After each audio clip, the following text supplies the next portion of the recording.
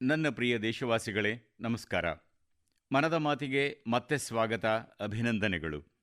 ಇನ್ನೇನು ಕೆಲವೇ ದಿನಗಳಲ್ಲಿ 2026ನೇ ವರ್ಷಕ್ಕೆ ಪಾದಾರ್ಪಣೆ ಮಾಡಲಿದ್ದೇವೆ. ಇಂದು ನಾನು ನಿಮ್ಮೊಂದಿಗೆ ಮಾತನಾಡುತ್ತಿರುವಾಗ ಇಡೀ ವರ್ಷದ ನೆನಪುಗಳು, ಅನೇಕ ಚಿತ್ರಗಳು, ಅನೇಕ ಚರ್ಚೆಗಳು, ರಾಷ್ಟ್ರವನ್ನು ಒಟ್ಟುಗೂಡಿಸಿದ ಅನೇಕ ಸಾಧನೆಗಳು ನನ್ನ ಮನಸ್ಸಿನಲ್ಲಿ ಸುಳಿದಾಡುತ್ತಿವೆ. 2025 ಪ್ರತಿಯೊಬ್ಬ ಭಾರತೀಯನನ್ನು ಹೆಮ್ಮೆ ಪಡುವಂತೆ ಮಾಡಿದ ಅನೇಕ ಕ್ಷಣಗಳನ್ನು ನಮಗೆ ನೀಡಿದೆ.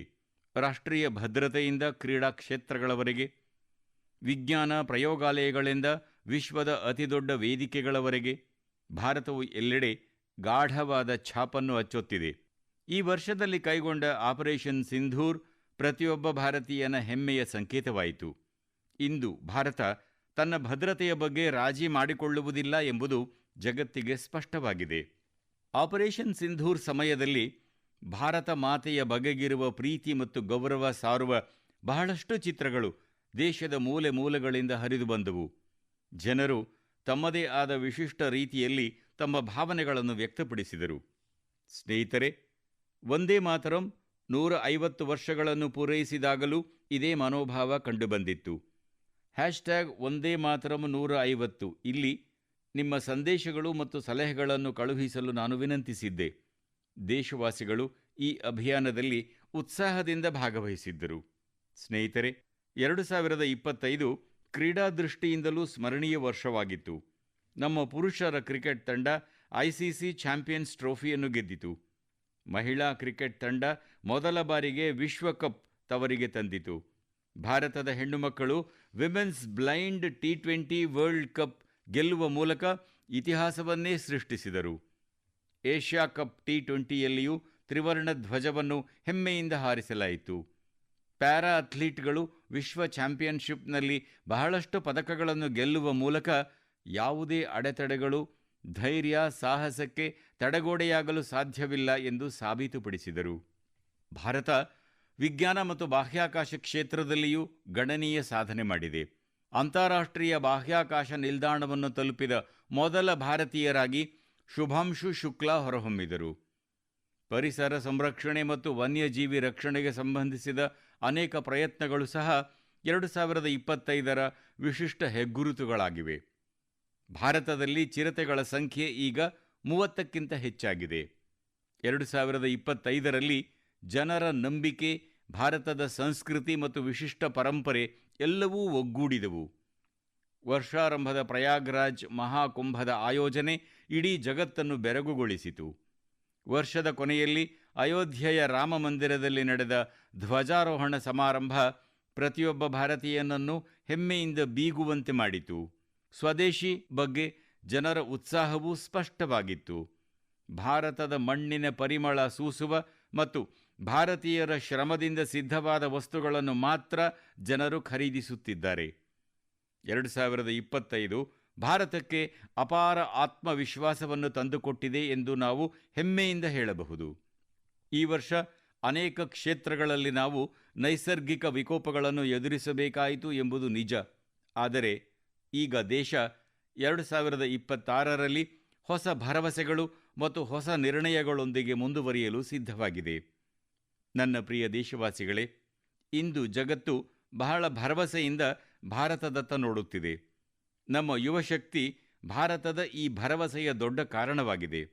ವಿಜ್ಞಾನ ಕ್ಷೇತ್ರದಲ್ಲಿ ನಮ್ಮ ಸಾಧನೆಗಳು, ಹೊಸ ಆವಿಷ್ಕಾರಗಳು, ತಂತ್ರಜ್ಞಾನದ ವಿಸ್ತರಣೆ ಪ್ರಪಂಚದಾದ್ಯಂತದ ದೇಶಗಳನ್ನು ಪ್ರಭಾವಿತಗೊಳಿಸಿವೆ. ಸ್ನೇಹಿತರೆ, ಭಾರತದ ಯುವಕರಲ್ಲಿ ಹೊಸತನ್ನು ಮಾಡುವ ಉತ್ಸಾಹ ಯಾವಾಗಲೂ ತುಡಿಯುತ್ತಿರುತ್ತದೆ ಮತ್ತು ಅವರು ಅಷ್ಟೇ ಜಾಗೃತರೂ ಆಗಿದ್ದಾರೆ. ರಾಷ್ಟ್ರ ನಿರ್ಮಾಣದಲ್ಲಿ ತಮ್ಮ ಕೊಡುಗೆಯನ್ನು ಹೇಗೆ ಹೆಚ್ಚಿಸಬಹುದು, ತಮ್ಮ ಆಲೋಚನೆಗಳನ್ನು ಹೇಗೆ ಹಂಚಿಕೊಳ್ಳಬಹುದು ಎಂದು ನನ್ನ ಯುವ ಸ್ನೇಹಿತರು ಆಗಾಗ್ಗೆ ಕೇಳುತ್ತಿರುತ್ತಾರೆ. ಅನೇಕ ಸ್ನೇಹಿತರು ತಮ್ಮ ಆಲೋಚನೆಗಳನ್ನು ನನ್ನ ಮುಂದೆ ಹೇಗೆ ಪ್ರಸ್ತುತಪಡಿಸಬಹುದು ಎಂದು ಕೂಡ ಕೇಳುತ್ತಾರೆ. ನಮ್ಮ ಯುವ ಸ್ನೇಹಿತರ ಈ ಕುತೂಹಲಕ್ಕೆ ವಿಕಸಿತ್ ಭಾರತ್ ಯುವ ನಾಯಕರ ಸಂವಾದ ವೇದಿಕೆಯಾಗಿದೆ. ಇದರ ಮೊದಲ ಆವೃತ್ತಿ ಕಳೆದ ವರ್ಷ ನಡೆಯಿತು. ಅದರ ಎರಡನೇ ಆವೃತ್ತಿಯನ್ನು ಕೆಲವು ದಿನಗಳ ನಂತರ ನಡೆಸಲು ನಿರ್ಧರಿಸಲಾಗಿದೆ.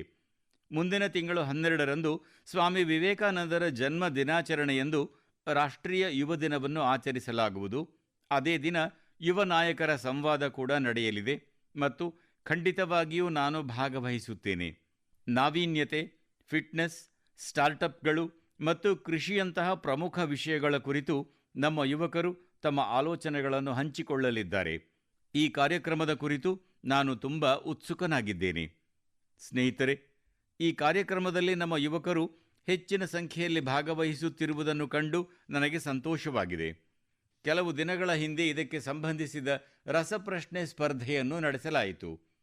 50 ಲಕ್ಷಕ್ಕೂ ಹೆಚ್ಚು ಯುವಕರು ಭಾಗವಹಿಸಿದ್ದರು. ಪ್ರಬಂಧ ಸ್ಪರ್ಧೆಯನ್ನು ಸಹ ನಡೆಸಲಾಯಿತು. ಇದರಲ್ಲಿ ವಿದ್ಯಾರ್ಥಿಗಳು ವಿವಿಧ ವಿಷಯಗಳ ಕುರಿತು ತಮ್ಮ ಅಭಿಪ್ರಾಯಗಳನ್ನು ವ್ಯಕ್ತಪಡಿಸಿದರು. ಈ ಸ್ಪರ್ಧೆಯಲ್ಲಿ ತಮಿಳುನಾಡು ಪ್ರಥಮ ಮತ್ತು ಉತ್ತರ ಪ್ರದೇಶ 2ನೇ ಸ್ಥಾನ ಪಡೆದವು. ಸ್ನೇಹಿತರೆ, ಇಂದು ದೇಶಾದ್ಯಂತ ತಮ್ಮ ಪ್ರತಿಭಾ ಪ್ರದರ್ಶನಕ್ಕೆ ಯುವಕರಿಗೆ ಹೊಸ ಹೊಸ ಅವಕಾಶಗಳು ಲಭಿಸುತ್ತಿವೆ. ಯುವಕರು ತಮ್ಮ ಸಾಮರ್ಥ್ಯ ಮತ್ತು ಆಸಕ್ತಿಗಳಿಗೆ ಅನುಗುಣವಾಗಿ ಪ್ರತಿಭೆಯನ್ನು ಪ್ರದರ್ಶಿಸಬಹುದಾದ ಅನೇಕ ವೇದಿಕೆಗಳನ್ನು ಅಭಿವೃದ್ಧಿಪಡಿಸಲಾಗುತ್ತಿದೆ. ಸ್ಮಾರ್ಟ್ ಇಂಡಿಯಾ ಹ್ಯಾಕಥಾನ್ ಅಂತಹ ಒಂದು ವೇದಿಕೆಯಾಗಿದೆ. ಇದು ಆಲೋಚನೆಗಳನ್ನು ಕಾರ್ಯರೂಪಕ್ಕೆ ತರುವ ಮತ್ತೊಂದು ಮಾಧ್ಯಮವಾಗಿದೆ. ಸ್ನೇಹಿತರೆ, ಸ್ಮಾರ್ಟ್ ಇಂಡಿಯಾ ಹ್ಯಾಕಥಾನ್ 2025 ಇದೇ ತಿಂಗಳು ಮುಕ್ತಾಯವಾಯಿತು. ಈ ಹ್ಯಾಕಥಾನ್ ಸಮಯದಲ್ಲಿ 80ಕ್ಕೂ ಹೆಚ್ಚು ಸರ್ಕಾರಿ ಇಲಾಖೆಗಳ 270ಕ್ಕೂ ಹೆಚ್ಚು ಸಮಸ್ಯೆಗಳ ಕುರಿತು ವಿದ್ಯಾರ್ಥಿಗಳು ಪರಿಹಾರ ಸೂಚಿಸಿದ್ದಾರೆ. ನಿಜ ಜೀವನದ ಸವಾಲುಗಳಿಗೆ ವಿದ್ಯಾರ್ಥಿಗಳು ಪರಿಹಾರಗಳನ್ನು ಒದಗಿಸಿದರು. ಉದಾಹರಣೆಗೆ, ಸಂಚಾರ ಸಮಸ್ಯೆ. ಈ ನಿಟ್ಟಿನಲ್ಲಿ ಯುವಕರು ಸ್ಮಾರ್ಟ್ ಟ್ರಾಫಿಕ್ ನಿರ್ವಹಣೆಗೆ ಸಂಬಂಧಿಸಿದ ಆಸಕ್ತಿದಾಯಕ ದೃಷ್ಟಿಕೋನಗಳನ್ನು ಹಂಚಿಕೊಂಡರು. ಆರ್ಥಿಕ ವಂಚನೆಗಳು ಮತ್ತು ಡಿಜಿಟಲ್ ಬಂಧನಗಳಂತಹ ಸವಾಲುಗಳಿಗೆ ಪರಿಹಾರ ರೂಪದಲ್ಲಿ ತಮ್ಮ ಆಲೋಚನೆಗಳನ್ನು ಮಂಡಿಸಿದರು. ಗ್ರಾಮಗಳಲ್ಲಿ ಡಿಜಿಟಲ್ ಬ್ಯಾಂಕಿಂಗ್ಗಾಗಿ ಸೈಬರ್ ಸೆಕ್ಯುರಿಟಿ ಫ್ರೇಮ್ವರ್ಕ್ ಬಗ್ಗೆ ತಮ್ಮ ಅನಿಸಿಕೆ ಹಂಚಿಕೊಂಡರು. ಕೃಷಿ ವಲಯದಲ್ಲಿನ ಸವಾಲುಗಳಿಗೆ ಪರಿಹಾರ ಹುಡುಕುವಲ್ಲಿ ಅನೇಕ ಯುವಕರು ತೊಡಗಿಸಿಕೊಂಡಿದ್ದರು. ಸ್ನೇಹಿತರೆ, ಕಳೆದ 7-8 ವರ್ಷಗಳಲ್ಲಿ 13 ಲಕ್ಷಕ್ಕಿಂತಲೂ ಹೆಚ್ಚು ವಿದ್ಯಾರ್ಥಿಗಳು ಮತ್ತು 6,000ಕ್ಕೂ ಹೆಚ್ಚು ಸಂಸ್ಥೆಗಳು ಸ್ಮಾರ್ಟ್ ಇಂಡಿಯಾ ಹ್ಯಾಕಥಾನ್ನಲ್ಲಿ ಭಾಗವಹಿಸಿವೆ.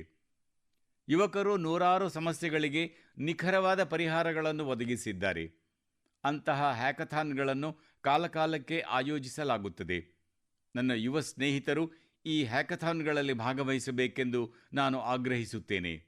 ಸ್ನೇಹಿತರೆ, ಇಂದು ಜೀವನ ತಂತ್ರಜ್ಞಾನ ಆಧಾರಿತವಾಗಿ ಬದಲಾಗುತ್ತಿದೆ. ಶತಮಾನಗಳ ನಂತರ ಆಗುವಂತಹ ಬದಲಾವಣೆಗಳನ್ನು ಕೆಲವೇ ವರ್ಷಗಳಲ್ಲಿ ಆಗುವುದನ್ನು ನಾವು ಕಾಣುತ್ತಿದ್ದೇವೆ. ಕೆಲವೊಮ್ಮೆ ಕೆಲವರು ರೋಬೋಟ್ಗಳು ಮನುಷ್ಯರ ಸ್ಥಾನ ಆಕ್ರಮಿಸಬಹುದು ಎಂಬ ಕಳವಳ ವ್ಯಕ್ತಪಡಿಸುತ್ತಾರೆ.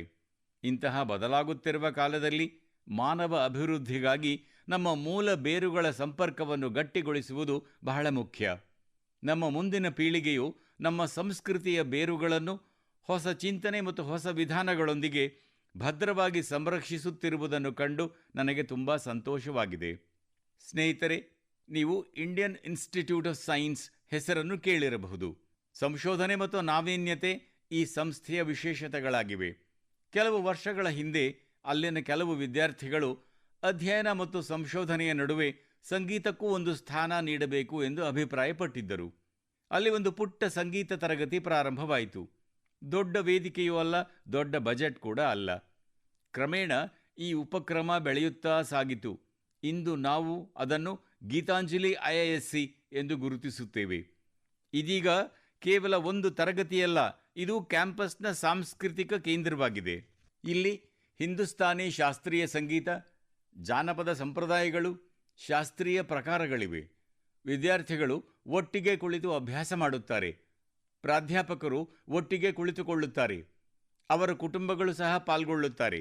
ಇಂದು 200ಕ್ಕೂ ಹೆಚ್ಚು ಜನರು ಇದರ ನಂಟು ಹೊಂದಿದ್ದಾರೆ.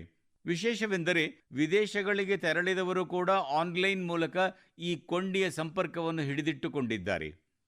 ಸ್ನೇಹಿತರೆ, ನಮ್ಮ ಬೇರುಗಳೊಂದಿಗೆ ಸಂಪರ್ಕ ಉಳಿಸಿಕೊಳ್ಳುವಂತಹ ಈ ಪ್ರಯತ್ನ ಭಾರತಕ್ಕೆ ಮಾತ್ರ ಸೀಮಿತವಾಗಿಲ್ಲ. ಪ್ರಪಂಚದ ವಿವಿಧೆಡೆ ವಾಸಿಸುವ ಭಾರತೀಯರು ಸಹ ತಮ್ಮ ತಮ್ಮ ಪ್ರಯತ್ನದಲ್ಲಿ ತೊಡಗಿದ್ದಾರೆ. ನಮ್ಮನ್ನು ದೇಶದ ಹೊರಗೆ ಕರೆದೊಯ್ಯುವ ಮತ್ತೊಂದು ಉದಾಹರಣೆ ದುಬೈ. ನಮ್ಮ ಮಕ್ಕಳು ತಂತ್ರಜ್ಞಾನ ಜಗತ್ತಿನಲ್ಲಿ ಸಾಧನೆಗೈಯುತ್ತಿದ್ದಾರೆ. ಆದರೆ ಅವರು ತಮ್ಮ ಭಾಷೆಯಿಂದ ದೂರ ಉಳಿಯುತ್ತಿದ್ದಾರೆಯೇ ಎಂಬ ಒಂದು ಪ್ರಮುಖ ಪ್ರಶ್ನೆಯನ್ನು ದುಬೈನಲ್ಲಿ ವಾಸಿಸುವ ಕನ್ನಡ ಕುಟುಂಬಗಳು ತಮ್ಮನ್ನು ತಾವೇ ಕೇಳಿಕೊಂಡವು. ಆಗ ಜನ್ಮ ತಳೆಯಿತು ಕನ್ನಡ ಪಾಠಶಾಲೆ. ಮಕ್ಕಳಿಗೆ ಕನ್ನಡ ಕಲಿಸಲು, ಕಲಿಯಲು, ಬರೆಯಲು, ಮಾತನಾಡಲು ಕಲಿಸುವ ಒಂದು ಉಪಕ್ರಮ ಇದಾಗಿತ್ತು. ಇಂದು 1000ಕ್ಕೂ ಹೆಚ್ಚು ಮಕ್ಕಳು ಇಲ್ಲಿ ಕನ್ನಡ ಕಲಿಯುತ್ತಿದ್ದಾರೆ. ನಿಜಕ್ಕೂ ಕನ್ನಡ ನಾಡು ನುಡಿ ನಮ್ಮ ಹೆಮ್ಮೆ, ಕನ್ನಡದ ಭೂಮಿ ಮತ್ತು ಭಾಷೆ ನಮ್ಮ ಹೆಮ್ಮೆಯಾಗಿದೆ. ಸ್ನೇಹಿತರೆ, ಮನಸ್ಸಿದ್ದರೆ ಮಾರ್ಗ ಎಂಬ ಹಳೆಯ ಗಾದೆ ಮಾತಿದೆ. ಮಣಿಪುರದ ಯುವಕ ಮೋಯಿಂಗ್ರಾಂಗ್ಥೆಮ್ ಸೇಠ್ ಈ ಗಾದೆಯನ್ನು ಮತ್ತೊಮ್ಮೆ ಸಾಬೀತುಪಡಿಸಿದ್ದಾರೆ. ಅವರ ವಯಸ್ಸು 40 ವರ್ಷಕ್ಕಿಂತ ಕಡಿಮೆ. ಶ್ರೀ ಮೋಯಿಂಗ್ರಾಂಗ್ಥೆಮ್ ವಾಸಿಸುತ್ತಿದ್ದ ಮಣಿಪುರದ ದೂರದ ಪ್ರದೇಶದಲ್ಲಿ ವಿದ್ಯುತ್ ಸಂಪರ್ಕ ದೊಡ್ಡ ಸಮಸ್ಯೆಯಾಗಿತ್ತು. ಈ ಸಮಸ್ಯೆಯಿಂದ ಹೊರಬರಲು ಅವರು ಸ್ಥಳೀಯ ಸೌಲಭ್ಯಗಳತ್ತ ಗಮನ ಹರಿಸಿದರು. ಸೌರಶಕ್ತಿಯ ಮೂಲಕ ಪರಿಹಾರವನ್ನು ಕಂಡುಕೊಂಡರು. ಹೇಗಿದ್ದರೂ ನಮ್ಮ ಮಣಿಪುರದಲ್ಲಿ ಸೌರಶಕ್ತಿಯನ್ನು ಉತ್ಪಾದಿಸುವುದು ಸುಲಭ. ಹಾಗಾಗಿ ಮೋಯಿಂಗ್ರಾಂಗ್ಥೆಮ್ ಸೌರ ಫಲಕಗಳನ್ನು ಸ್ಥಾಪಿಸುವ ಅಭಿಯಾನ ಪ್ರಾರಂಭಿಸಿದರು. ಈ ಅಭಿಯಾನದಿಂದಾಗಿ ಇಂದು ಸೌರಶಕ್ತಿ ಅವರ ಪ್ರದೇಶದ ನೂರಾರು ಮನೆಗಳನ್ನು ತಲುಪಿದೆ. ವಿಶೇಷವೆಂದರೆ ಅವರು ಆರೋಗ್ಯ ರಕ್ಷಣೆ ಮತ್ತು ಜೀವನೋಪಾಯವನ್ನು ಸುಧಾರಿಸಲು ಸೌರಶಕ್ತಿಯನ್ನು ಬಳಸುತ್ತಿದ್ದಾರೆ. ಇಂದು ಅವರ ಪ್ರಯತ್ನಗಳಿಂದಾಗಿ ಮಣಿಪುರದ ಅನೇಕ ಆರೋಗ್ಯ ಕೇಂದ್ರಗಳೂ ಸಹ ಸೌರಶಕ್ತಿಯ ಲಾಭ ಪಡೆಯುತ್ತಿವೆ. ಮಣಿಪುರದ ಮಹಿಳಾ ಶಕ್ತಿಯೂ ಸಹ ಈ ಉಪಕ್ರಮದಿಂದ ಸಾಕಷ್ಟು ಪ್ರಯೋಜನ ಪಡೆದಿದೆ. ಸ್ಥಳೀಯ ಮೀನುಗಾರರು ಮತ್ತು ಕಲಾವಿದರು ಸಹ ಇದರಿಂದ ಸಹಾಯ ಪಡೆದಿದ್ದಾರೆ. ಸ್ನೇಹಿತರೆ, ಇಂದು PM ಸೂರ್ಯಘರ್ ಮುಫ್ತ್ ಬಿಜ್ಲಿ ಯೋಜನೆಯ ಅಡಿಯಲ್ಲಿ ಸರ್ಕಾರ ಪ್ರತಿ ಫಲಾನುಭವಿ ಕುಟುಂಬಕ್ಕೆ ಸೌರ ಫಲಕಗಳನ್ನು ಅಳವಡಿಸಲು ಸುಮಾರು 75,000ದಿಂದ 80,000 ರೂಪಾಯಿಗಳನ್ನು ನೀಡುತ್ತಿದೆ. ಮೋಯಿಂಗ್ರಾಂಗ್ಥೆಮ್ ಅವರ ಪ್ರಯತ್ನಗಳು ವೈಯಕ್ತಿಕವಾಗಿದ್ದರೂ ಅವು ಸೌರಶಕ್ತಿಗೆ ಸಂಬಂಧಿಸಿದ ಪ್ರತಿಯೊಂದು ಅಭಿಯಾನಕ್ಕೂ ಹೊಸ ಪ್ರಚೋದನೆಯನ್ನು ನೀಡುತ್ತಿವೆ. ಮನದ ಮಾತು ಮೂಲಕ ನಾನು ಅವರಿಗೆ ಶುಭಾಶಯಗಳನ್ನು ತಿಳಿಸುತ್ತೇನೆ. ನನ್ನ ಪ್ರಿಯ ದೇಶವಾಸಿಗಳೇ, ಬನ್ನಿ ಈಗ ಜಮ್ಮು ಮತ್ತು ಕಾಶ್ಮೀರದತ್ತ ಪ್ರಯಾಣ ಬೆಳೆಸೋಣ. ಜಮ್ಮು ಮತ್ತು ಕಾಶ್ಮೀರದ ಸಾಂಸ್ಕೃತಿಕ ಮತ್ತು ಐತಿಹಾಸಿಕ ಪರಂಪರೆಯ ಕುರಿತಾದ ಒಂದು ಕಥೆಯನ್ನು ನಿಮ್ಮೊಂದಿಗೆ ಹಂಚಿಕೊಳ್ಳಲು ಬಯಸುತ್ತೇನೆ. ಇದು ನಿಮ್ಮಲ್ಲಿ ಹೆಮ್ಮೆ ಮೂಡಿಸುತ್ತದೆ. ಜಮ್ಮು ಮತ್ತು ಕಾಶ್ಮೀರದ ಬಾರಾಮುಲ್ಲಾದಲ್ಲಿ ಜೆಹಾನ್ಪೋರಾ ಎಂಬ ಸ್ಥಳವಿದೆ. ವರ್ಷಗಳಿಂದ ಜನರು ಅಲ್ಲಿ ಕೆಲವು ಎತ್ತರದ ದಿಬ್ಬಗಳನ್ನು ನೋಡುತ್ತಿದ್ದರು. ಇವು ಸಾಮಾನ್ಯ ದಿಬ್ಬಗಳಾಗಿದ್ದು ಅವು ಏನೆಂದು ಯಾರಿಗೂ ತಿಳಿದಿರಲಿಲ್ಲ. ನಂತರ ಒಂದು ದಿನ ಪುರಾತತ್ವ ಶಾಸ್ತ್ರಜ್ಞರು ಅವುಗಳನ್ನು ಗಮನಿಸಿದರು. ಅವರು ಆ ಪ್ರದೇಶವನ್ನು ಎಚ್ಚರಿಕೆಯಿಂದ ಗಮನಿಸಲು ಪ್ರಾರಂಭಿಸಿದಾಗ ಅವರಿಗೆ ಈ ದಿಬ್ಬಗಳು ಸ್ವಲ್ಪ ಭಿನ್ನವಾಗಿ ಕಂಡವು. ನಂತರ ಈ ದಿಬ್ಬಗಳ ವೈಜ್ಞಾನಿಕ ಅಧ್ಯಯನವನ್ನು ಪ್ರಾರಂಭಿಸಲಾಯಿತು. ಮೇಲಿನಿಂದ ಛಾಯಾಚಿತ್ರಗಳನ್ನು ತೆಗೆದುಕೊಳ್ಳಲು ಡ್ರೋನ್ಗಳನ್ನು ಬಳಸಲಾಯಿತು. ಆ ಸ್ಥಳದ ಮ್ಯಾಪಿಂಗ್ ಮಾಡಲಾಯಿತು. ನಂತರ ಕೆಲವು ಆಶ್ಚರ್ಯಕರ ವಿಷಯಗಳು ಬೆಳಕಿಗೆ ಬರಲು ಆರಂಭಿಸಿದವು. ಈ ದಿಬ್ಬಗಳು ನೈಸರ್ಗಿಕವಾದವಲ್ಲ, ಮಾನವ ನಿರ್ಮಿತ, ಕೆಲವು ದೊಡ್ಡ ಕಟ್ಟಡದ ಅವಶೇಷಗಳು ಎಂಬುದು ತಿಳಿಯಿತು. ಇದೇ ಸಮಯದಲ್ಲಿ ಮತ್ತೊಂದು ಆಸಕ್ತಿದಾಯಕ ಕೊಂಡಿ ಇದಕ್ಕೆ ಸೇರಿಕೊಂಡಿತು. ಕಾಶ್ಮೀರದಿಂದ ಸಾವಿರಾರು ಕಿಲೋಮೀಟರ್ ದೂರದಲ್ಲಿರುವ ಫ್ರಾನ್ಸ್ನ ವಸ್ತು ಸಂಗ್ರಹಾಲಯದ ಆರ್ಕೈವ್ಗಳಲ್ಲಿ ಹಳೆಯ ಮುಸುಕಾದ ಚಿತ್ರ ಒಂದು ದೊರೆಯಿತು. ಬಾರಾಮುಲ್ಲಾದ ಆ ಚಿತ್ರದಲ್ಲಿ 3 ಬೌದ್ಧ ಸ್ತೂಪಗಳು ಗೋಚರಿಸಿದವು. ಇಲ್ಲಿ ಚಿತ್ರಣ ತಿರುವು ಪಡೆದುಕೊಂಡಿತು. ಕಾಶ್ಮೀರದ ಅದ್ಭುತ ಭೂತಕಾಲ ನಮ್ಮ ಮುಂದೆ ಅನಾವರಣಗೊಂಡಿತು. ಇದು ಸುಮಾರು 2000 ವರ್ಷಗಳಷ್ಟು ಹಳೆಯದಾದ ಇತಿಹಾಸ. ಕಾಶ್ಮೀರದ ಜೆಹಾನ್ಪೋರಾದ ಈ ಬೌದ್ಧ ಸಂಕೀರ್ಣ ಕಾಶ್ಮೀರದ ಭೂತಕಾಲ ಹೇಗಿತ್ತು, ಅದರ ಗುರುತು ಎಷ್ಟು ಶ್ರೀಮಂತವಾಗಿತ್ತು ಎಂಬುದನ್ನು ನಮಗೆ ನೆನಪಿಸುತ್ತದೆ. ನನ್ನ ಪ್ರೀತಿಯ ದೇಶವಾಸಿಗಳೇ, ಭಾರತದಿಂದ ಸಾವಿರಾರು ಕಿಲೋಮೀಟರ್ ದೂರದಲ್ಲಿನ ಮನಮುಟ್ಟುವಂತಹ ಒಂದು ಪ್ರಯತ್ನದ ಬಗ್ಗೆ ಹೇಳಲು ಇಷ್ಟಪಡುತ್ತೇನೆ. ಫಿಜಿಯಲ್ಲಿ ಭಾರತೀಯ ಭಾಷೆ ಮತ್ತು ಸಂಸ್ಕೃತಿಯ ಉತ್ತೇಜನಕ್ಕಾಗಿ ಒಂದು ಶ್ಲಾಘನೀಯ ಉಪಕ್ರಮ ನಡೆಯುತ್ತಿದೆ. ಹೊಸ ಪೀಳಿಗೆಯನ್ನು ತಮಿಳು ಭಾಷೆಯೊಂದಿಗೆ ಬೆಸೆಯಲು ವಿವಿಧ ಹಂತಗಳಲ್ಲಿ ನಿರಂತರ ಪ್ರಯತ್ನಗಳು ನಡೆಯುತ್ತಿವೆ. ಕಳೆದ ತಿಂಗಳು ಫಿಜಿಯ ರಾಕಿ ಪ್ರದೇಶದ ಶಾಲೆಯಲ್ಲಿ ಮೊದಲ ಬಾರಿಗೆ ತಮಿಳು ದಿನ ಆಚರಿಸಲಾಯಿತು. ಆ ದಿನ ತಮ್ಮ ಭಾಷೆಯಲ್ಲಿ ಮುಕ್ತವಾಗಿ ಹೆಮ್ಮೆ ವ್ಯಕ್ತಪಡಿಸುವ ವೇದಿಕೆ ಮಕ್ಕಳಿಗೆ ದೊರೆಯಿತು. ಮಕ್ಕಳು ತಮಿಳು ಭಾಷೆಯಲ್ಲಿ ಕವಿತೆಗಳನ್ನು ಕೇಳಿಸಿದರು, ಭಾಷಣ ಮಾಡಿದರು. ತಮ್ಮ ಸಂಸ್ಕೃತಿಯನ್ನು ಪೂರ್ಣ ಆತ್ಮವಿಶ್ವಾಸದಿಂದ ವೇದಿಕೆಯ ಮೇಲೆ ಪ್ರದರ್ಶಿಸಿದರು. ಸ್ನೇಹಿತರೆ, ದೇಶದೊಳಗೆ ಕೂಡ ತಮಿಳು ಭಾಷೆಯ ಪ್ರಚಾರಕ್ಕಾಗಿ ನಿರಂತರವಾಗಿ ಕೆಲಸ ನಡೆಯುತ್ತಿದೆ. ಕೆಲವು ದಿನಗಳ ಹಿಂದೆಯಷ್ಟೇ ನನ್ನ ಸಂಸದೀಯ ಕ್ಷೇತ್ರ ಕಾಶಿಯಲ್ಲಿ 4ನೇ ಕಾಶಿ ತಮಿಳು ಸಂಗಮಂ ನಡೆಯಿತು. ಈಗ ನಾನು ನಿಮಗೆ ಒಂದು ಆಡಿಯೋ ಕ್ಲಿಪ್ ಕೇಳಿಸಲಿದ್ದೇನೆ. ಆಲಿಸಿರಿ ಮತ್ತು ತಮಿಳು ಮಾತನಾಡಲು ಪ್ರಯತ್ನಿಸುತ್ತಿರುವ ಈ ಮಕ್ಕಳು ಎಲ್ಲಿಯವರೆಂದು ಊಹಿಸಿ. வணக்கம். பாரத அரசாங்கத்தால் ஒரே பாரதம் உன்னத பாரதம் நடத்தப்பட்ட காசி தமிழ் சங்கமம் 4 தமிழ் கற்போம். ನಾನು ரொம்ப ಕಾರ್ಕೆ ಉದಾಹರಣಕ್ಕೆ ಏನು ತಮಿಳಿಲ್ ಇಂಟ್ರೊಡಕ್ಷನ್ ಕಾಸಿಯೋಡು ಭೂಮಿಲ್ ನಾನು ಪಾಯಲ್ ಪಟೇಲ್ ಅರಸು ಕ್ವೀನ್ಸ್ ಇಂಟರ್ ಕಾಲೇಜ್ ಕಿ ಮಾನವಿ ಅನೇವರಕ್ಕೂ ಏನು ವಣಕ್ಕಂ. ಸ್ನೇಹಿತರೆ, ತಮಿಳು ಭಾಷೆಯಲ್ಲಿ ನಿರರ್ಗಳವಾಗಿ ತಮ್ಮನ್ನು ತಾವು ವ್ಯಕ್ತಪಡಿಸಿಕೊಳ್ಳುವ ಈ ಮಕ್ಕಳು ವಾರಾಣಸಿಯ ಕಾಶಿಯವರು ಎಂದು ತಿಳಿದರೆ ನಿಮಗೆ ಆಶ್ಚರ್ಯವಾಗುತ್ತದೆ. ಅವರ ಮಾತೃಭಾಷೆ ಹಿಂದಿ ಆದರೂ ತಮಿಳು ಭಾಷೆಯ ಮೇಲಿನ ಅವರ ಪ್ರೀತಿ ಅವರನ್ನು ತಮಿಳು ಕಲಿತುಕೊಳ್ಳಲು ಪ್ರೇರೇಪಿಸಿದೆ. ಈ ವರ್ಷ ವಾರಾಣಸಿಯಲ್ಲಿ ಕಾಶಿ ತಮಿಳು ಸಂಗಮಂ ಮೂಲಕ ತಮಿಳು ಭಾಷೆ ಕಲಿಸುವುದರ ಮೇಲೆ ವಿಶೇಷ ಒತ್ತು ನೀಡಲಾಗಿತ್ತು.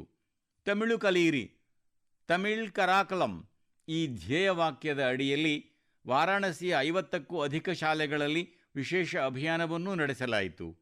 ಇದರ ಫಲಿತಾಂಶ ನಮಗೆ ಈ ಆಡಿಯೋ ಕ್ಲಿಪ್ನಲ್ಲಿ ಕೇಳಿಬರುತ್ತದೆ. ನನ್ನ ಪೇರು ವೈಷ್ಣವ್. ನಾನು ನಿವೇದಿತಾ ಶಿಕ್ಷಾ ಸದನ್ ಬಾಲಿಕಾ ಇಂಟರ್ ಕಾಲೇಜ್ ವಾರಾಣಸಿ படிக்கிறேன். நான் காஷி தமிழ் கற்கலாம் 4.0 லா தமிழ் ಭಾಷಾ ಟಿಕ್ಕಾವುಂ ಇಲ್ಲುವಂ ಕರೇನ್. ಇಂಥ ವಯಪುಕ್ಕ ಪರಾಧಾನ ನರೇಂದ್ರ ಮೋದಿ ಅವಗಲೇಗೂ ನಾನು ನನ್ರಿ ಸೊಲಿಗರೇನ್. ಸ್ನೇಹಿತರೆ, ತಮಿಳು ಭಾಷೆ ಪ್ರಪಂಚದ ಅತ್ಯಂತ ಪ್ರಾಚೀನ ಭಾಷೆಯಾಗಿದೆ. ತಮಿಳು ಸಾಹಿತ್ಯ ಕೂಡ ಅತ್ಯಂತ ಶ್ರೀಮಂತವಾಗಿದೆ. ನಾನು ಮನದ ಮಾತಿನಲ್ಲಿ ಕಾಶಿ ತಮಿಳು ಸಂಗಮಂನಲ್ಲಿ ಭಾಗವಹಿಸುವಂತೆ ಮನವಿ ಮಾಡಿದ್ದೆ. ಇಂದು ದೇಶದ ಇತರ ಭಾಗಗಳ ಮಕ್ಕಳು ಮತ್ತು ಯುವಕರಲ್ಲಿ ತಮಿಳು ಭಾಷೆಯ ಬಗ್ಗೆ ಹೊಸ ಆಕರ್ಷಣೆ ಮೂಡಿರುವುದು ನನಗೆ ಸಂತೋಷ ತಂದಿದೆ. ಇದೇ ಭಾಷೆಯ ಶಕ್ತಿ, ಇದೇ ಭಾರತದ ಏಕತೆ. ಸ್ನೇಹಿತರೆ, ಮುಂದಿನ ತಿಂಗಳು ನಾವು ದೇಶದ 77ನೇ ಗಣತಂತ್ರ ದಿನ ಆಚರಿಸಲಿದ್ದೇವೆ. ಇಂತಹ ಸಂದರ್ಭಗಳು ಬಂದಾಗಲೆಲ್ಲ ಸ್ವಾತಂತ್ರ್ಯ ಹೋರಾಟಗಾರರು ಮತ್ತು ಸಂವಿಧಾನ ನಿರ್ಮಾತೃವಿನ ಬಗ್ಗೆ ನಮ್ಮ ಹೃದಯ ಕೃತಜ್ಞತೆಯ ಭಾವನೆಯಿಂದ ತುಂಬುತ್ತದೆ. ನಮ್ಮ ದೇಶ ಸ್ವಾತಂತ್ರ್ಯ ಪಡೆಯುವುದಕ್ಕಾಗಿ ಬಹುದೀರ್ಘ ಹೋರಾಟ ನಡೆಸಿತು. ಸ್ವಾತಂತ್ರ್ಯ ಹೋರಾಟದಲ್ಲಿ ದೇಶದ ಪ್ರತಿಯೊಂದು ಭಾಗದ ಜನರು ತಮ್ಮ ಕೊಡುಗೆ ನೀಡಿದ್ದಾರೆ. ಆದರೆ ದೌರ್ಭಾಗ್ಯವಶಾತ್ ಸ್ವಾತಂತ್ರ್ಯ ಹೋರಾಟದ ಅನೇಕ ನಾಯಕ ನಾಯಕಿಯರಿಗೆ ದೊರೆಯಬೇಕಿದ್ದ ಗೌರವ ದೊರೆಯಲಿಲ್ಲ. ಅಂತಹ ಸ್ವಾತಂತ್ರ್ಯ ಹೋರಾಟಗಾರ್ತಿಯರಲ್ಲಿ ಒಬ್ಬರು ಒಡಿಶಾದ ಪಾರ್ವತಿ ಗಿರಿ. 2026ನೇ ವರ್ಷ ಜನವರಿ ತಿಂಗಳಿನಲ್ಲಿ ಅವರ ಜನ್ಮ ಶತಮಾನೋತ್ಸವ ಆಚರಿಸಲಾಗುವುದು. ಅವರು ತಮ್ಮ 16ನೇ ವಯಸ್ಸಿನಲ್ಲಿಯೇ ಬ್ರಿಟಿಷರೇ ಭಾರತ ಬಿಟ್ಟು ತೊಲಗಿ ಚಳವಳಿಯಲ್ಲಿ ಪಾಲ್ಗೊಂಡಿದ್ದರು. ಸ್ನೇಹಿತರೆ, ಸ್ವಾತಂತ್ರ್ಯ ಚಳವಳಿಯ ನಂತರ ಪಾರ್ವತಿ ಗಿರಿಯವರು ತಮ್ಮ ಜೀವನವನ್ನು ಸಾಮಾಜಿಕ ಸೇವೆ ಮತ್ತು ಬುಡಕಟ್ಟು ಕಲ್ಯಾಣಕ್ಕಾಗಿ ಮುಡಿಪಾಗಿಟ್ಟರು. ಅವರು ಹಲವಾರು ಅನಾಥಾಶ್ರಮಗಳನ್ನು ಸ್ಥಾಪಿಸಿದರು. ಅವರ ಸ್ಫೂರ್ತಿದಾಯಕ ಜೀವನ ಪ್ರತಿ ಪೀಳಿಗೆಗೂ ಮಾರ್ಗದರ್ಶನ ನೀಡುತ್ತಲೇ ಇರುತ್ತದೆ. ಮೋಂ ಪಾರ್ವತಿ ಗಿರಿಜಿಂಕು ಶ್ರದ್ಧಾಂಜಲಿ ಅರ್ಪಣ್ ಕರೂಚಿ. ನಾನು ಪಾರ್ವತಿ ಗಿರಿ ಅವರಿಗೆ ಶ್ರದ್ಧಾಂಜಲಿ ಸಲ್ಲಿಸುತ್ತೇನೆ. ಸ್ನೇಹಿತರೆ, ನಾವು ನಮ್ಮ ಪರಂಪರೆಯನ್ನು ಮರೆಯಬಾರದು. ಇದು ನಮ್ಮ ಜವಾಬ್ದಾರಿ. ನಮಗೆ ಸ್ವತಂತ್ರ ದೊರೆಯಲು ಕಾರಣರಾದ ನಾಯಕ ನಾಯಕಿಯರ ಮಹಾನ್ ಕಥೆಗಳನ್ನು ಮುಂದಿನ ಪೀಳಿಗೆಗೆ ತಲುಪಿಸಬೇಕು. ಸ್ವಾತಂತ್ರ್ಯದ 75ನೇ ವರ್ಷಾಚರಣೆಯ ವೇಳೆ ಸರ್ಕಾರ ವಿಶೇಷವಾದ ಜಾಲತಾಣವೊಂದನ್ನು ಸಿದ್ಧಪಡಿಸಿದ್ದು ನಿಮಗೆಲ್ಲ ನೆನಪಿರಬಹುದು. ಇದರಲ್ಲಿ ಒಂದು ವಿಭಾಗವನ್ನು ಅನ್ಸಂಗ್ ಹೀರೋಸ್, ಮಾನ್ಯತೆ ದೊರೆಯದ ನಾಯಕರಿಗೆ ಸಮರ್ಪಿಸಲಾಗಿತ್ತು. ಈಗಲೂ ನೀವು ಈ ಜಾಲತಾಣಕ್ಕೆ ಭೇಟಿ ನೀಡಿ ಸ್ವತಂತ್ರ ತಂದುಕೊಡುವಲ್ಲಿ ಪ್ರಮುಖ ಪಾತ್ರ ವಹಿಸಿದ್ದ ಈ ಮಹಾನ್ ವ್ಯಕ್ತಿಗಳ ಬಗ್ಗೆ ತಿಳಿದುಕೊಳ್ಳಬಹುದು. ನನ್ನ ಪ್ರೀತಿಯ ದೇಶಬಾಂಧವರೇ, ಮನದ ಮಾತಿನ ಮೂಲಕ ನಮಗೆ ಸಮಾಜದ ಒಳಿತಿಗೆ ಸಂಬಂಧಿಸಿದ ಪ್ರಮುಖ ವಿಷಯಗಳ ಬಗ್ಗೆ ಮಾತನಾಡುವ ಒಂದು ಅತ್ಯುತ್ತಮ ಅವಕಾಶ ದೊರೆಯುತ್ತದೆ. ಇಂದು ನಮ್ಮೆಲ್ಲರಿಗೂ ಕಳವಳಕಾರಿ ವಿಷಯವಾಗಿ ಪರಿಣಮಿಸಿರುವ ಒಂದು ಸಮಸ್ಯೆ ಕುರಿತು ತಿಳಿಸಲು ಬಯಸುತ್ತೇನೆ. ICMR, ಭಾರತೀಯ ವೈದ್ಯಕೀಯ ಸಂಶೋಧನಾ ಮಂಡಳಿ, ಇತ್ತೀಚೆಗೆ ಬಿಡುಗಡೆ ಮಾಡಿದ ವರದಿಯ ಪ್ರಕಾರ ನ್ಯೂಮೋನಿಯಾ ಮತ್ತು ಯೂರಿನರಿ ಟ್ರ್ಯಾಕ್ ಇನ್ಫೆಕ್ಷನ್ UTI ಸೇರಿದಂತೆ ಹಲವು ರೋಗಗಳ ವಿರುದ್ಧ ಆಂಟಿಬಯೋಟಿಕ್ ಔಷಧಗಳು ದುರ್ಬಲವೆಂದು ಸಾಬೀತಾಗಿದೆ. ನಮ್ಮೆಲ್ಲರಿಗೂ ಇದು ಬಹಳ ಕಳವಳಕಾರಿ ವಿಷಯವಾಗಿದೆ. ವರದಿಯ ಪ್ರಕಾರ ಇದಕ್ಕೆ ಬಹುದೊಡ್ಡ ಕಾರಣವೆಂದರೆ ಜನರು ಹಿಂದೆ ಮುಂದೆ ಯೋಚಿಸದೆ ಆಂಟಿಬಯಾಟಿಕ್ ಔಷಧಗಳನ್ನು ಸೇವಿಸುವುದು. ಆಂಟಿಬಯಾಟಿಕ್ ಎನ್ನುವುದು ಹೇಗೆಂದರೆ ಹಾಗೆ ತೆಗೆದುಕೊಳ್ಳುವ ಔಷಧವಲ್ಲ. ಇದನ್ನು ವೈದ್ಯರ ಸಲಹೆಯ ಪ್ರಕಾರವೇ ಸೇವನೆ ಮಾಡಬೇಕು. ಒಂದು ಮಾತ್ರೆ ತೆಗೆದುಕೊಂಡರೆ ಸಾಕು, ಪ್ರತಿಯೊಂದು ಸಮಸ್ಯೆಯೂ ದೂರವಾಗುತ್ತದೆ ಎನ್ನುವುದು ಇಂದು ಜನರ ಮನೋಭಾವ ಆಗುತ್ತಿದೆ. ಇದರಿಂದಾಗಿಯೇ ಈ ಆಂಟಿಬಯಾಟಿಕ್ ಔಷಧಗಳಿಗಿಂತ ರೋಗಗಳು ಮತ್ತು ಸೋಂಕುಗಳು ಹೆಚ್ಚು ಉಲ್ಬಣವಾಗುತ್ತಿವೆ. ದಯವಿಟ್ಟು ನಿಮ್ಮ ಮನಸ್ಸಿಗೆ ತೋಚಿದಂತೆ ಔಷಧಗಳ ಸೇವನೆಯನ್ನು ಮಾಡಬೇಡಿ ಎಂದು ನಾನು ನಿಮ್ಮೆಲ್ಲರಲ್ಲಿ ಮನವಿ ಮಾಡುತ್ತೇನೆ. ಆಂಟಿಬಯಾಟಿಕ್ ಔಷಧಗಳ ವಿಷಯದಲ್ಲಂತೂ ಈ ಅಂಶವನ್ನು ಗಮನದಲ್ಲಿಟ್ಟುಕೊಳ್ಳಬೇಕಾದುದು ಅತ್ಯಗತ್ಯವಾಗಿದೆ. ಔಷಧಗಳಿಗಾಗಿ ಮಾರ್ಗದರ್ಶನ ಮತ್ತು ಆಂಟಿಬಯಾಟಿಕ್ಗಳಿಗಾಗಿ ವೈದ್ಯರ ಅಗತ್ಯ ಕಡ್ಡಾಯ ಎಂದು ನಾನು ಹೇಳುತ್ತೇನೆ. ಈ ಅಭ್ಯಾಸ ನಮ್ಮ ಆರೋಗ್ಯವನ್ನು ಉತ್ತಮವಾಗಿಸಲು ಬಹಳ ಸಹಕಾರಿ ಎಂದು ಸಾಬೀತಾಗುತ್ತದೆ. ನನ್ನ ಪ್ರೀತಿಯ ದೇಶವಾಸಿಗಳೇ, ನಮ್ಮ ಸಾಂಪ್ರದಾಯಿಕ ಕಲೆಗಳು ಸಮಾಜವನ್ನು ಸಶಕ್ತವನ್ನಾಗಿ ಮಾಡುವುದರೊಂದಿಗೆ ಜನರ ಆರ್ಥಿಕ ಬೆಳವಣಿಗೆಗೆ ಕೂಡ ಬಹುದೊಡ್ಡ ಮಾಧ್ಯಮವಾಗುತ್ತಿದೆ. ಆಂಧ್ರಪ್ರದೇಶದ ನರಸಾಪುರಂ ಜಿಲ್ಲೆಯ ಲೇಸ್ ಕ್ರಾಫ್ಟ್ ಈಗ ಇಡೀ ದೇಶದಲ್ಲಿ ಜನಪ್ರಿಯವಾಗುತ್ತಿದೆ. ಈ ಲೇಸ್ ಕ್ರಾಫ್ಟ್ ಹಲವಾರು ಪೀಳಿಗೆಗಳಿಂದ ಮಹಿಳೆಯರ ಕೈಯಲ್ಲಿಯೇ ಉಳಿದಿದೆ. ದೇಶದ ಮಹಿಳಾ ಶಕ್ತಿ ಬಹಳ ಧೈರ್ಯ ಮತ್ತು ತಾಳ್ಮೆಯಿಂದ ಈ ಕಲೆಯನ್ನು ಸಂರಕ್ಷಿಸಿದೆ. ಇಂದು ಈ ಸಂಪ್ರದಾಯವನ್ನು ಹೊಸ ರೀತಿಯಲ್ಲಿ ಮುಂದುವರಿಸಿಕೊಂಡು ಹೋಗಲಾಗುತ್ತಿದೆ. ಆಂಧ್ರಪ್ರದೇಶ ಸರ್ಕಾರ ಮತ್ತು ನಬಾರ್ಡ್ ಒಟ್ಟುಗೂಡಿ ಕುಶಲಕರ್ಮಿಗಳಿಗೆ ಹೊಸ ವಿನ್ಯಾಸ ಕಲಿಸುತ್ತಿದೆ, ಉತ್ತಮ ಕೌಶಲ್ಯ ತರಬೇತಿ ನೀಡುತ್ತಿದೆ, ಹೊಸ ಮಾರುಕಟ್ಟೆಗಳೊಂದಿಗೆ ಜೋಡಿಸುತ್ತಿದೆ. ನರಸಾಪುರಂ ಲೇಸ್ಗೆ ಈಗ GI ಟ್ಯಾಗ್ ಕೂಡ ದೊರೆತಿದೆ. ಇಂದು ಇದರಿಂದ 500ಕ್ಕೂ ಹೆಚ್ಚು ಉತ್ಪನ್ನಗಳು ತಯಾರಾಗುತ್ತಿವೆ. 250ಕ್ಕೂ ಹೆಚ್ಚು ಗ್ರಾಮಗಳಲ್ಲಿ ಸರಿಸುಮಾರು 1 ಲಕ್ಷ ಮಹಿಳೆಯರು ಇದರಿಂದ ಕೆಲಸ ಪಡೆದುಕೊಂಡಿದ್ದಾರೆ. ಸ್ನೇಹಿತರೆ, ತಮ್ಮ ಪರಿಶ್ರಮದಿಂದ ಕೇವಲ ಸಾಂಪ್ರದಾಯಿಕ ಕಲೆಗಳನ್ನು ಉತ್ತೇಜಿಸಿ ಬೆಳಕಿಗೆ ತರುತ್ತಿರುವುದು ಮಾತ್ರವಲ್ಲದೆ, ಇದರಿಂದ ಸ್ಥಳೀಯರನ್ನು ಸಶಕ್ತರನ್ನಾಗಿ ಕೂಡ ಮಾಡುತ್ತಿರುವಂತಹ ವ್ಯಕ್ತಿಗಳನ್ನು ಮುನ್ನೆಲೆಗೆ ತರುವುದಕ್ಕೆ ಕೂಡ ಮನ್ ಕಿ ಬಾತ್ ಒಂದು ವೇದಿಕೆಯಾಗಿದೆ. ಮಣಿಪುರದ ಚುರಚಂದ್ಪುರ್ನಲ್ಲಿ ಮಾರ್ಗರೆಟ್ ರಾಮ್ ತರ್ಸಿಯೆಮ್ ಅವರ ಪ್ರಯತ್ನಗಳು ಇದೇ ರೀತಿಯಾಗಿವೆ. ಅವರು ಮಣಿಪುರದ ಸಾಂಪ್ರದಾಯಿಕ ಉತ್ಪನ್ನಗಳನ್ನು, ಅಲ್ಲಿನ ಕರಕುಶಲ ವಸ್ತುಗಳನ್ನು, ಬಿದಿರು ಮತ್ತು ಮರದಿಂದ ಮಾಡಿದ ವಸ್ತುಗಳನ್ನು ಒಂದು ದೊಡ್ಡ ಮುನ್ನೋಟದೊಂದಿಗೆ ನೋಡಿದರು. ಈ ಮುನ್ನೋಟದಿಂದಲೇ ಅವರು ಓರ್ವ ಕರಕುಶಲ ಕರ್ಮಿಯಿಂದ ಜನರ ಜೀವನವನ್ನು ಬದಲಾಯಿಸುವ ಮಾಧ್ಯಮವಾಗಿದ್ದಾರೆ. ಇಂದು ಮಾರ್ಗರೆಟ್ ಅವರ ಘಟಕಗಳಲ್ಲಿ 50ಕ್ಕಿಂತ ಅಧಿಕ ಕಲಾವಿದರು ಕೆಲಸ ಮಾಡುತ್ತಿದ್ದಾರೆ. ಅವರು ತಮ್ಮ ಪರಿಶ್ರಮದಿಂದಾಗಿ ದೆಹಲಿಯೂ ಸೇರಿದಂತೆ ಅನೇಕ ರಾಜ್ಯಗಳಲ್ಲಿ ತಮ್ಮ ಉತ್ಪನ್ನಗಳ ಒಂದು ಮಾರುಕಟ್ಟೆಯನ್ನು ಕೂಡ ಅಭಿವೃದ್ಧಿಪಡಿಸಿದ್ದಾರೆ. ಸ್ನೇಹಿತರೆ, ಮಣಿಪುರದ ಮತ್ತೊಂದು ಉದಾಹರಣೆ ಎಂದರೆ ಸೇನಾಪತಿ ಜಿಲ್ಲೆಯ ನಿವಾಸಿ ಚೋಖೋನೆ ಕ್ರಿಚೇನಾ ಅವರದ್ದು. ಅವರ ಇಡೀ ಕುಟುಂಬ ಸಾಂಪ್ರದಾಯಿಕ ಕೃಷಿಯಲ್ಲಿ ತೊಡಗಿಸಿಕೊಂಡಿದೆ. ಕ್ರಿಚೇನಾ ಈ ಸಾಂಪ್ರದಾಯಿಕ ಅನುಭವವನ್ನು ಮತ್ತೊಂದು ಹಂತಕ್ಕೆ ವಿಸ್ತರಿಸಿದ್ದಾರೆ. ಅವರು ಹೂವಿನ ಕೃಷಿಯನ್ನು ತಮ್ಮ ಹವ್ಯಾಸವನ್ನಾಗಿ ಮಾಡಿಕೊಂಡಿದ್ದಾರೆ. ಅವರು ಈ ಕೆಲಸದಿಂದಾಗಿ ವಿವಿಧ ಮಾರುಕಟ್ಟೆಗಳನ್ನು ಸಂಪರ್ಕಿಸುತ್ತಾರೆ ಮತ್ತು ತಮ್ಮ ಪ್ರದೇಶದ ಸ್ಥಳೀಯ ಸಮುದಾಯಗಳನ್ನು ಸಬಲೀಕರಣಗೊಳಿಸುತ್ತಾರೆ. ಸ್ನೇಹಿತರೆ, ಸಾಂಪ್ರದಾಯಿಕ ಜ್ಞಾನವನ್ನು ಆಧುನಿಕ ದೃಷ್ಟಿಕೋನದಿಂದ ಬಳಸಿದಾಗ ಅದು ಆರ್ಥಿಕ ಪ್ರಗತಿಗೆ ಪ್ರಮುಖ ದಾರಿಯಾಗಬಹುದು ಎಂಬುದನ್ನು ಈ ಉದಾಹರಣೆ ವಿವರಿಸುತ್ತದೆ. ನಿಮ್ಮ ಸುತ್ತಮುತ್ತ ಇಂತಹ ಯಶಸ್ಸಿನ ಕಥೆಗಳು ನಿಮಗೆ ಕಂಡುಬಂದಲ್ಲಿ ದಯವಿಟ್ಟು ಅವುಗಳನ್ನು ನನ್ನೊಂದಿಗೆ ಹಂಚಿಕೊಳ್ಳಿ. ಸ್ನೇಹಿತರೆ, ಇಡೀ ವರ್ಷ ದೇಶದ ಯಾವುದಾದರೊಂದು ಪ್ರದೇಶದಲ್ಲಿ ಹಬ್ಬದ ವಾತಾವರಣ ಕಂಡುಬರುತ್ತಲೇ ಇರುತ್ತದೆ ಎನ್ನುವುದು ನಮ್ಮ ದೇಶದ ಅತ್ಯಂತ ಸುಂದರವಾದ ವಿಷಯವಾಗಿದೆ. ಬೇರೆ ಬೇರೆ ಹಬ್ಬಗಳಂತೂ ಇದ್ದೇ ಇರುತ್ತವೆ. ಅದರೊಂದಿಗೆ ಬೇರೆ ಬೇರೆ ರಾಜ್ಯಗಳ ಸ್ಥಳೀಯ ಉತ್ಸವಗಳು ಆಯೋಜನೆಯಾಗುತ್ತಲೇ ಇರುತ್ತವೆ. ಅಂದರೆ ನೀವು ಸುತ್ತಾಡಿ ಬರಬೇಕೆಂದು ಮನಸ್ಸು ಮಾಡಿದರೆ ಪ್ರತಿಯೊಂದು ಸಮಯದಲ್ಲೂ ದೇಶದ ಯಾವುದೇ ಮೂಲೆಯಾದರೂ ತನ್ನ ವಿಶಿಷ್ಟ ಉತ್ಸವದೊಂದಿಗೆ ಸಿದ್ಧವಾಗಿರುವುದು ಕಂಡುಬರುತ್ತದೆ. ಇಂತಹದ್ದೇ ಒಂದು ಉತ್ಸವ ಈಗ ರಾನ್ ಆಫ್ ಕಚ್ನಲ್ಲಿ ನಡೆಯುತ್ತಿದೆ. ಈ ವರ್ಷ ಕಚ್ ರಾನೋತ್ಸವದ ಆಯೋಜನೆ ನವೆಂಬರ್ 23ರಂದು ಆರಂಭವಾಗಿದ್ದು ಇದು ಫೆಬ್ರವರಿ 20ರವರೆಗೂ ಮುಂದುವರಿಯಲಿದೆ. ಇಲ್ಲಿ ಕಚ್ನ ವೈವಿಧ್ಯಮಯ ಜಾನಪದ ಸಂಸ್ಕೃತಿ, ಜಾನಪದ ಸಂಗೀತ, ನೃತ್ಯ ಮತ್ತು ಕರಕುಶಲತೆ ಕಂಡುಬರುತ್ತದೆ. ರಾನ್ ಆಫ್ ಕಚ್ನ ಬಿಳುಪಿನ ಭವ್ಯತೆಯನ್ನು ನೋಡುವುದು ನಮಗೆ ಒಂದು ಆನಂದದಾಯಕ ಅನುಭವ ಎನಿಸುತ್ತದೆ.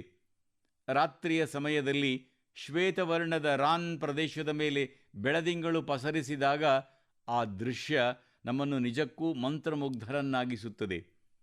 ರಾನ್ ಉತ್ಸವದ ಟೆಂಟ್ ಸಿಟಿ ಬಹಳ ಜನಪ್ರಿಯವಾಗಿದೆ.